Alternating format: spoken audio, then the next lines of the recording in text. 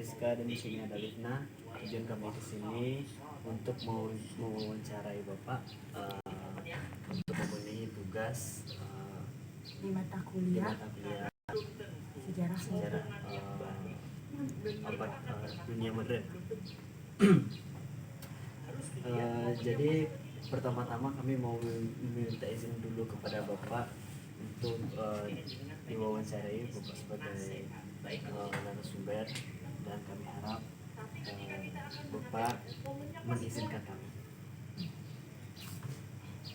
Jadi topik pembahasannya yang sekarang itu mengenai bangsa barat atau kedatangan bangsa barat ke Asia Tenggara. Pertanyaannya sudah kami siapkan 2 pertanyaan. Silahkan. Jadi masuknya Asia Barat ini kami mau bertanya bagaimana latar belakang masuk Asia Barat ini ke Asia Tenggara itu seperti apa? Kalau ditanya tentang latar belakang masuknya orang Asia Barat ya ke Asia Tenggara, tentu bangsa Barat ke Asia Tenggara tentu erat kaitannya dengan sistem ekonomi, terutama perdagangan. Kita pahami Asia Tenggara itu adalah wilayah jalur sutra. Seperti di kuliah Pak jelaskan, jalur sutra itu adalah jalur yang menghubungkan antara negara-negara atau kepulauan, termasuk wilayah barat itu dalam jalur sutra dengan Asia Tenggara. Jadi besar kemungkinan untuk memperluas ekonomi, memperluas perdagangan.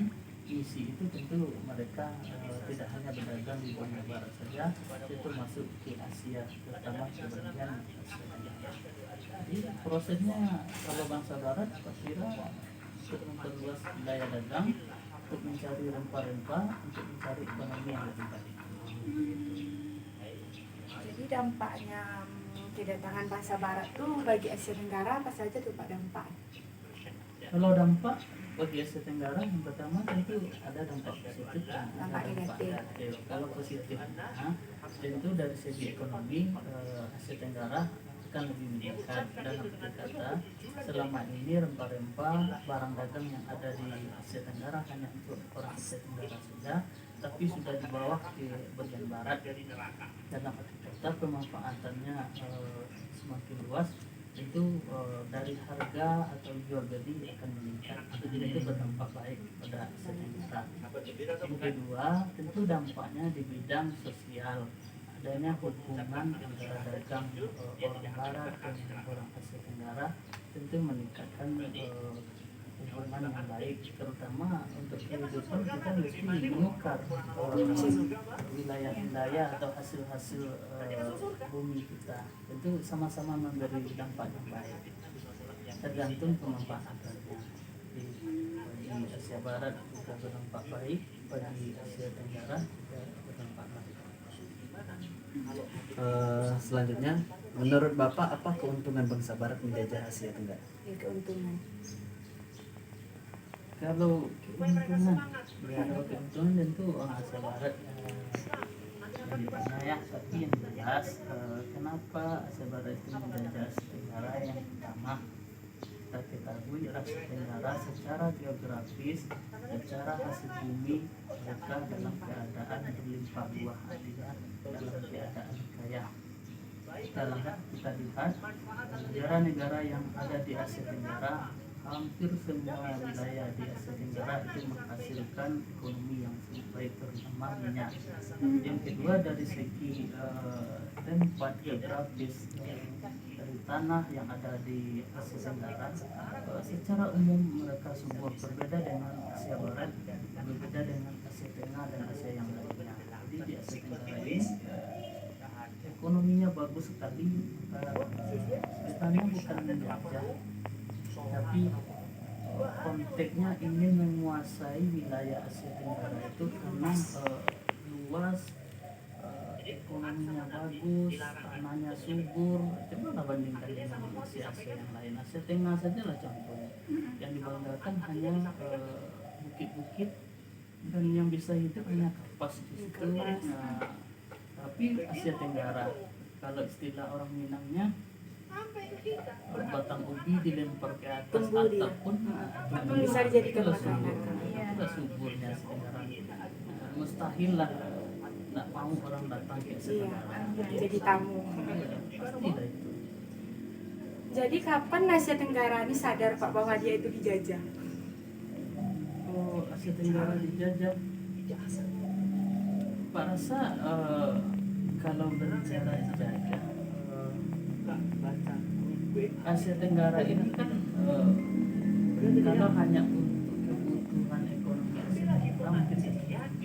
Karena ada hubungan dagang itu kalau kita lihat pada abad ke-12 atau akhir abad ke-12 di kerajaan Samudra Pasai di Aceh itu dibuka lebar, diresmikan untuk kebebasan berdagang baik dari Asia Tengah, baik dari dunia Barat, baik dari Eropa melalui Jalur Sutra itu dikasih kebebasan untuk menyebarkan dagangannya. Tapi Asia Tenggara rasanya tidak ada rasa terjajah dengan kondisi itu karena Asia Tenggara sendiri yang membuka peluang Untuk kedatangan pada bangsa abad Barat. ke-12 itu.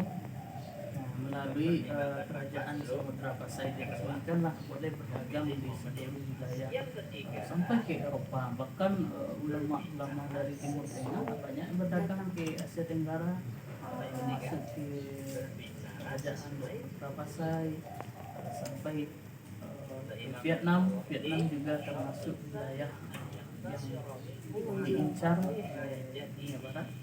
Gini Pak, tapi kan Bapak tadi melatar belakang maksudnya itu karena soal ekonomi. Tapi di dalam pernah saya baca ya Pak, ada salah satunya bangsa Barat ini masuk ke Asia Tenggara ini, salah satunya Indonesia. Jatuhnya Konstantinopel itu ke Turki Ismani. Jadi jalur perdagangnya itu ditutup oleh orang Islam ini. Jadi makanya bangsa Barat ini menjadi rugi gitu, makanya dia pergi ke Asia untuk mencari kehidupan lah gimana seperti gitu maksudnya. Dan ada lagi sumber yang saya baca, bukan Indonesia awal pertama yang ia kunjungi, tetapi karena angin tuh berputar ke arah Karena sini, angin musim. makanya dia terdampar di Jadi Indonesia. kebetulan orang-orang yang mencari ekonomi tersebut terdampar lah di Indonesia. Di negara yang sebut. Itu kan sebagai isyarat saja. Memang rutunya Konstantinopel itu abadnya kan dekat abad 12 juga. Iya. Artinya di Indonesia juga sudah punya kerajaan Islam, Samudra Pasai. Jadi kalau memang ditutup jalur perdagangan pernah dikuasai oleh tentara-tentara yang datang dari Mongolia, Konstantinopel itu, ya wajar lah dia nak masuk lagi ke sana. Jadi meningkatkan ekonomi. Latar belakangnya bisa jadi dia masuk ke bagian Tenggara lagi. Tapi kan beda misinya. Sebenarnya sebelum itu Asia Tenggara dibuka jalur perdagangan, tapi mungkin mereka ke arah Timur Tengah, ke arah wilayah Konstantinopel itu ekonominya lebih bagus, ya lebih banyak lah ke situ. Karena kasusnya dengan kita merantau, kemana merantau, mau ke Jakarta atau di Bukit Tinggi saja. Kebanyakan orang ke Namanya Jakarta. juga merantau, kebanyakan ke Jakarta. Kalau memang Jakarta ekonominya baguslah ke Jakarta. Nanti ditutup Jakarta, ya kita ke Bukit Tinggi saja. Ya itu kan orang-orang masuk dagang ke wilayah Asia Tenggara. Tapi secara konteks pada abad ke-7 sudah ada perdagangan dunia Barat yang masuk ke Asia Tenggara. Yang pertama sekali di Champa itu Vietnam. Di Vietnam pertama sekali orang sudah melalui dagang, barulah mulai masuk ke Malaysia, jalur sutra masuk ke wilayah Indonesia. Jadi pada abad ke-7 ke-8 itu perdagangan sudah mulai. Pada abad 12-13 ketika kerajaan Samudra Pasai di Aceh membuka secara lebar untuk dunia perdagangan, barulah banyak atau berbondong-bondong dunia Barat termasuk Eropa, termasuk orang Timur Tengah datang ke Asia Tenggara. Jadi dulu kita pahami Asia Tenggara itu tidak seindah yang kita bayangkan hari ini, tapi jalurnya dulu yang paling berpengaruh itu adalah Vietnam, yang kedua Indonesia itu termasuk Malaysia, termasuk Singapura. Singapura itu dengan Thailand kan bagian dari orang Melayu, Melayu itu bagian Malaysia dulu. Jadi jalurnya di situ. Kalau sekarang kan udah dibagi-bagi. Nah, dulu jalur Melayu namanya. Jadi kayak Singapura, Thailand, Brunei itu jalur sutra. Jadi yang lebih dituju adalah jalur sutra itu jalurnya di Laut Indonesia, makanya kerajaan Islam itu pertama di Samudra Pasai ini. Kalau di Indonesia jalur sutranya itu kayak di Samudra Hindia. Iya itu Oh gitu ya.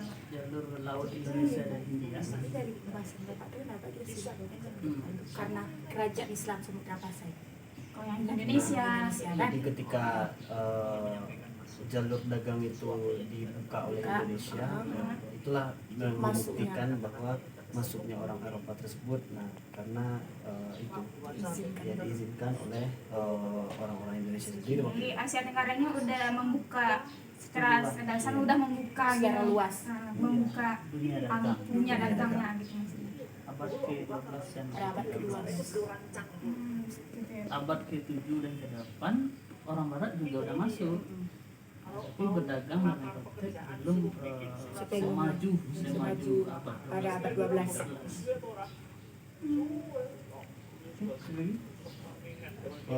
Mungkin itu saja Pak. Terima kasih atas waktu yang sudah Bapak berikan. Semoga ini menjadi bermanfaat bagi kami dan bagi yang menyaksikan videonya nantinya ketika videonya sudah jadi. Dan itu saja mungkin dari kami Pak. Sangat-sangat terima kasih Bapak sudah mau diwawancari oleh kami. Itu saja. Assalamualaikum warahmatullahi wabarakatuh.